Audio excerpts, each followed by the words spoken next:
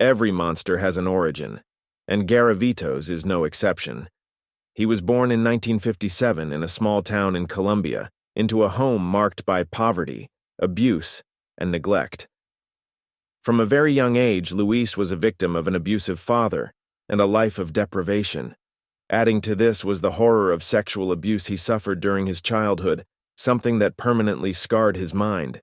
Was this the trigger for what would come later? Or perhaps he was already destined to become what he did.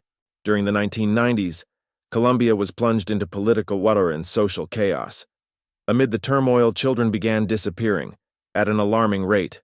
No one knew what was happening, but desperate families demanded answers. Meanwhile, Garavito hid in plain sight. Disguised as a priest, a street vendor, or even a social worker, he used his charisma to lure vulnerable children, leading them to remote areas where his true face would be revealed. The magnitude of Garavito's crimes began to surface when authorities discovered several mass graves in different regions of Colombia. The bodies of children, all showing signs of extreme abuse, told a story the country was unprepared to hear. At each crime scene, Garavito left an eerie trail, liquor bottles, knives, and even notes that would later be key in identifying him. This was not just a killer, he was a calculated predator who operated with terrifying precision. In April 1999, Garavito made a mistake. He was arrested in Villavicencio while attempting to assault a child, who managed to escape and seek help. During his interrogation, Garavito tried to deny everything, but the evidence against him was overwhelming. When he finally confessed, his words froze the hearts of those who listened. He admitted to murdering over 140 children, although authorities believe the real number exceeds 200. The Colombian judicial system faced one of its greatest challenges. Garavito was sentenced to over 1,800 years in prison, the longest sentence ever handed down in the country. However, due to local laws, his maximum time in confinement would be only 40 years.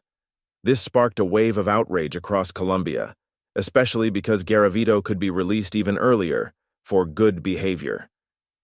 How can a man who committed such heinous crimes ever be freed? This question continues to divide the nation. On October 12, 2023, Colombia witnessed the death of one of its most infamous criminals, Luis Alfredo Garavito, known as the Beast. He passed away at the Nueva Santo Tomás del Caribe clinic in Valledupar.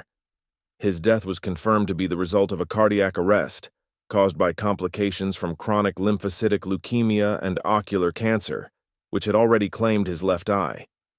After his death, his body remained unclaimed for 70 days at the facilities of the National Institute of Legal Medicine in Valledupar, as no family member came forward. Finally, on December 21, 2023, Garavito's remains were cremated, and his ashes were laid to rest in the Gardens of Remembrance Cemetery in Valledupar. Though his physical presence is no longer, the shadow of his crimes lingers, a chilling reminder of the horrors that shook an entire nation.